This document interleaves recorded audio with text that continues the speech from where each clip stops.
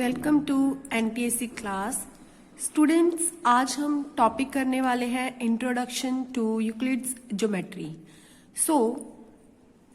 Euclid कौन था बेटा? यूक्लिड एक मैथमेटिशियन था जिसने जो है हमें ज्योमेट्री के बारे में बताया। इससे पहले भी ज्योमेट्री के बारे में हमें पता था थोड़ा बहुत, बट जो यूक्लिड है उसने हमें थोड़ी सी ऐसी चीजें बताई जो हमें पहले पता नहीं थी।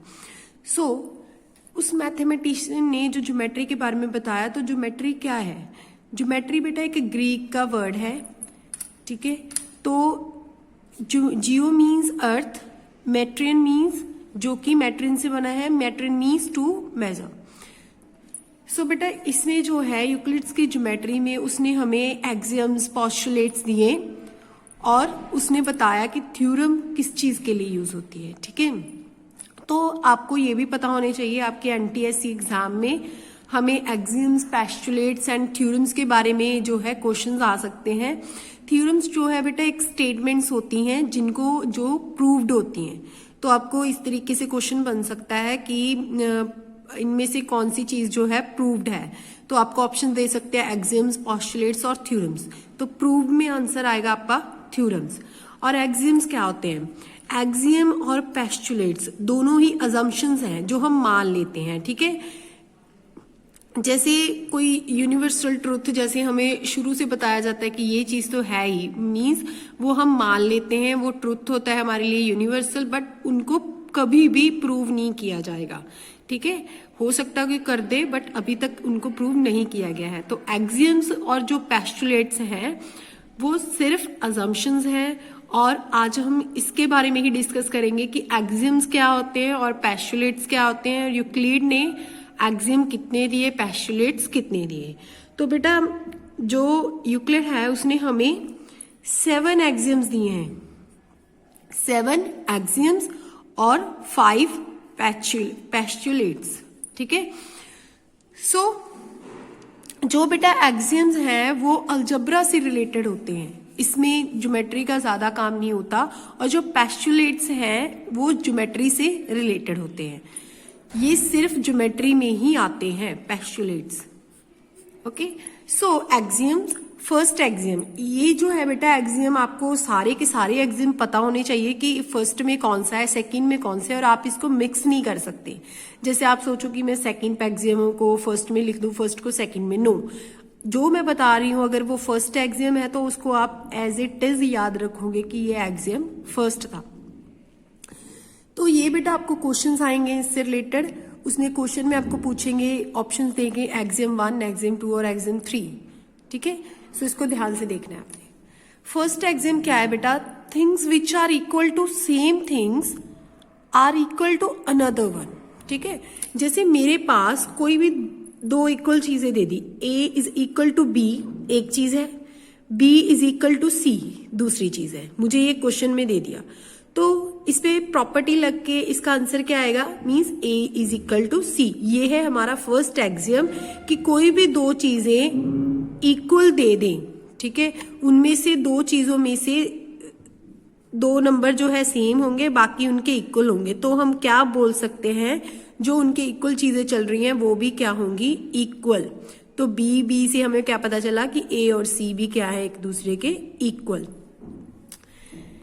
Axiom second, if equals are added to equals it becomes whole, means the wholes are equal. जैसे मेरे पास मैं इक्वल नंबर ले लेती हूँ, इक्वल्स ऐड करने हैं। इक्वल्स मीन्स कोई भी 2 नंबर इक्वल ले लो, आपने 1 और 2 ले लिया, तो मैं 1 और 2 को ऐड कर रही हूँ, वो भी 3 है, 2 और 1 को ऐड कर रही हूँ, वो भी 3 है। मतलब हमने इक्वल नंबर लिए, दोनों साइड इक्वल ही उनका क्या आया? आंसर।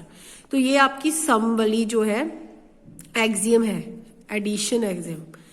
थर्ड एक्सियम तो आपको याद रखना है कि फर्स्ट में हम इक्वल करते हैं, सेकेंड एक्सियम में हम ऐड करते हैं।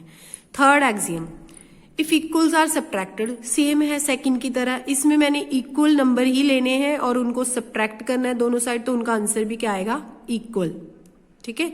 3 - 1, 3 - 1, 2 इज इक्वल टू 2। तो थर्ड एक्सियम किससे रिलेटेड है? सब्ट्रैक्शन से। Fourth, things which coincide with one another are equal to one another, means जैसे मेरे पास एक आपको लाइन दे दी, लाइन सेगमेंट दे दिया, उसमें आपको 3 जो है लेटर्स दे दिए BAC, बोला A जो है B और C के बीच में है, तो बेटा हम इसको किस तरीके से लिख सकते हैं, BA plus AC is equal to total BC। कर सकते हैं ना ये चीज भी, मीन्स मैं B to C सारी लाइन ले लूं, वो किसके इक्वल होगी, इन दोनों के जो ये पेयर्स हैं इनके प्लस के इक्वल होगी। ठीक है, तो ये याद रखना है, इस तरीके का आपको क्वेश्चन आएगा। तो ये है आपका एक्सियम फोर्थ एक्सियम में हम क्या करते हैं, टोटल ले लेते हैं हम पूरी की पूरी लाइन और उनको पार्ट्स में उनके जो है प्लस करके वो उसके इक्वल होगा। Fifth axiom, the whole is greater than the part.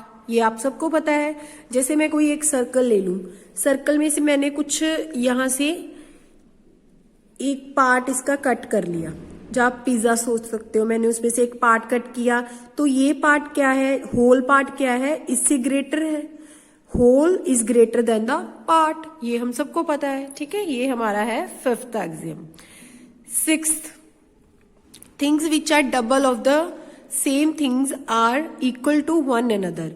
इसमें बेटा आपको एक चीज याद रखनी है, जो हमने फर्स्ट एक्सियम किया था ना, सेम उसी की तरह आपका सिक्स्थ और सेवंथ एक्सियम है। सिक्स्थ एंड सेवंथ एक्सियम जो है फर्स्ट एक्सियम की तरह ही है, उसमें हमें सिर्फ इक्वल बताया था, इसमें हमें इक्वल बताया है बट डबल करके। ठीक है, कोई भी कह रहे हैं कि सेम चीज ले लो, जैसे मैंने y ले लिया वो भी 2x के इक्वल है, फिर मैंने z ले लिया वो भी 2x के इक्वल है, तो इससे मैं क्या बोल सकती हूँ, y is equal to z, same चीज होगी, बट उसमें क्या था, b इक्वल थी बट सिंगल थी, वो यहाँ पे क्या है, double. Okay, next seventh is, इसमें बेटा जो है फर्स्ट की तरह ही है, बस इसमें हाफ्स आ जाएगा, मीन्स हम हाफ लगाएंगे, जैसे a is equal to 1/2c, b is equal to half c, तो इसको मैं क्या लिख सकती हूँ, a is equal to b, तो इसमें डबल आ रहा है, इसमें हाफ आ रहा है, तो आपने वहां पे कुछ नहीं देखना, आपको अगर क्वेश्चन आया है उसमें आपको कुछ डबल दिख रहा है, ठीक है, जो उन्होंने डबल लिख दिया, या फिर आपको सीधा ऐसे बोल दिया कि a is equal to 2x, b is equal to 2x, then answer is, तो आप क्या लिखोगे, a is equal to b। तो ये कौन सी एक्सियम है, और अगर आपको एक्सियम पूछी तो आप कौन सी एक्सियम बोलोगे, 6, क्योंकि 6 में डबल हो रहा है और 7 में हाफ्स हो रहा है। आई होप आपको एक्सियम जो है समझ आ गई होगी। तो जल्दी से एक बार देखते हैं कौन कौन से एक्सियम है। फर्स्ट एक्सियम में हमने इक्वल जो दिए होंगे उनमें से हमने देखना है कि क्या इक्वल आ रहा है। ठीक है, equal things are equal to one another. Second one is addition, third subtraction, fourth में क्या है, आपको इसमें ये याद रखना है कि कोइंसाइड कर रहे हैं। ठीक है, फिफ्थ कुछ आएगा नहीं आपको पेपर में, whole is greater than the part. And sixth में क्या है, फर्स्ट की तरह है, इसमें डबल होता है। सेवंथ में क्या है, इसमें हाफ्स होता है और इक्वल हो जाते हैं बाद में। क्लियर? सो ये तो हमारे थे एक्सियम्स। हम इससे रिलेटेड अभी एक क्वेश्चन सॉल्व करेंगे, उसके बाद हम बेटा पोस्टुलेट्स डिस्कस करेंगे। सो बेटा इसकी एग्जाम्पल है एक, in the given figure it is given that angle 1 is equal to angle 4 and angle 3 is equal to angle 2.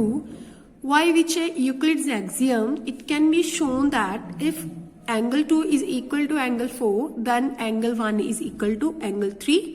Okay, so पहले जो given है हम वो लिख लेते हैं। ये भी तो given ही है, angle 2 is equal to angle 4। इनमें से क्या चीज हो रही है बेटा, देखो एंगल 1 4 के इक्वल है, एंगल 3 2 के इक्वल है, तो यहां से देखो एंगल 1 एंगल 4 एंगल 2 एंगल 4, तो ये दोनों कट हो गए, ये दोनों इक्वल हो गए। अभी एंगल 2 किसके इक्वल है, एंगल 3 के, मींस ये भी इसके इक्वल हो गए, ये सारी चीजें इक्वल होगी। Angle 1 angle 2 is equal to angle 3, और उन्होंने पूछा एंगल 1 और एंगल 2 क्या है, ये भी इक्वल हो गए इन चीजों से। तो हम क्या बोल सकते हैं कि ये कौन सा एक्सियम लग रहा है, फर्स्ट एक्सियम, क्योंकि उनमें से हम क्या करते थे, देखते थे और जो सेम लगता था हमें वो इक्वल कर देते थे। So it's answer is axiom first. So बेटा इजी से जो क्वेश्चंस आएंगे, one more question, third question है if A B C are 3 points on a line, तो मैं एक लाइन पे 3 पॉइंट्स ले लेती हूँ A B C. A lies in between B and C, B और सी के बीच में ए आ रहा है, तो मैं यहाँ पे ले लूंगी इसको। तो ये मुझे एक्सियम पता चल गया कौन सा है, ठीक है ना। तो मैं इसको कैसे लिख सकती हूँ, B C is equal to B A plus A C, ठीक है। So answer is this, match कर गया हमारा आंसर, तो ये हम ये लगा देंगे। अगर बेटा उन्होंने पूछा है कि कौन सा एक्सियम है, तो आप लिखोगे फोर्थ एक्सियम है। आपको ऐसे भी लिख सकते हैं, which axiom is this, so axiom 4। Next is postulates. तो पेस्टुलेट्स बेटा हमने बात की थी, कितने पेस्टुलेट्स हैं हमारे पास, 5 पेस्टुलेट्स हैं। तो इनके जो 4 पेस्टुलेट्स हैं, फर्स्ट 4 वो बहुत इजी हैं, वो ज्यादा यूज नहीं होते। 5th वाला पेस्टुलेट है वो यूज होता है, ठीक है, उसको आपने ध्यान से देखना है, बाकी एक बार जस्ट रीड करेंगे हम। First postulate is a straight line may be drawn from any one point to any other point. So उन्होंने क्या बोला कि मैं स्ट्रेट लाइन बना सकती हूँ किसमें से, कोई भी एक पॉइंट से लेकर दूसरे पॉइंट तक। जैसे मुझे कोई भी 2 पॉइंट्स दे दिए, तो मैं कितनी स्ट्रेट लाइन बना सकती हूँ यहाँ से, 1 ओनली, ठीक है। This is a first postulate. Second, a line segment can be extended on other side to form a line. Line segment क्या होता है बेटा, लाइन सेगमेंट एक इस तरीके की लाइन होती है जिसको मैं ना बढ़ा सकती हूँ ना मैं कम कर सकती हूँ। ये मेरे पास सिर्फ इतनी है, इनमें एरोज नहीं लगे होते, ठीक है। तो उन्होंने बोला कि अगर मैं लाइन सेगमेंट को एक्सटेंड करूं तो वो एक लाइन बन जाती है, वी नो दैट ना। अगर मैं इसको एक्सटेंड कर दूं, सोचो मैंने एक्सटेंड कर रही हूँ, इसको एक्सटेंड किया मीन्स यहाँ पे एरो हो गया, क्योंकि एक्सटेंड होता जाएगा, मुझे थोड़ी पता है कि कहाँ तक करना है, मैं तो करती जाऊंगी फिर। तो मैंने यहाँ पे एरो मार्क किया कि आगे तक जा रहा है, तो इधर भी मैंने एरो मार्क किया। तो ये क्या बन गया, अभी क्या बनी बच्चा, लाइन, स्ट्रेट लाइन, क्योंकि स्ट्रेट लाइन के दोनों तरफ क्या होते हैं, arrows. Third one, a circle can be drawn with any centre on any radius, ठीक है। तो कोई भी आपको सेंटर दे दे, कोई भी आपको रेडियस दे दे, तो आप एक सर्कल ड्रॉ कर सकते हो, इजी है। ये मुझे एक सेंटर दे दिया, यहां से मुझे एक रेडियस दे दिया, तो मैं इसको यूज करके क्या ड्रॉ कर सकती हूँ, एक circle. Fourth one, all right angles are equal to one another. जैसे मेरे पास एक राइट एंगल यहाँ पे आ रहा है, मुझे एक ये दे दिया, एक इस तरीके से मुझे राइट एंगल दे दिया, तो इसमें चेंज तो कुछ नहीं हुआ, ये भी 90 का है और ये भी 90 है, तो जितने मर्जी जो है राइट एंगल्स ड्रॉ कर लो, वो एक दूसरे के क्या होंगे, इक्वल। हाँ जी, very important postulates, last one 6th है। इसमें बेटा आपको क्या बोलते हैं, इसमें आपको कहते हैं कि कोई भी हम आपको 3 लाइंस दे देते हैं, ठीक है, लाइन सेगमेंट नहीं, स्ट्रेट लाइंस जिसको हम बढ़ा सकते हो। तो मुझे उन्होंने कहा एक मैंने 2 लाइंस दे दी आपको, मैंने इस तरह से ड्रॉ कर ली, ठीक है। उसमें से एक लाइन उनको इंटरसेक्ट करके जा रही है, उनको काट के जा रही है, तो मैंने वो भी ले ली, ये लाइन उनको काट के जा रही है। ये है P Q A B C D, arrows लगा लेते हैं क्योंकि ये लाइन सेगमेंट नहीं है, ये लाइन है हमारे पास, तो हमने लगाया। तो उनका ये पेस्टुलेट में मेन चीज क्या है, उनकी मेन चीज ये है कि अगर 2 एंगल्स, जो इंटीरियर एंगल है, अंदर की साइड बन रहे हैं 2 एंगल, वो 90 डिग्री से छोटे होने चाहिए।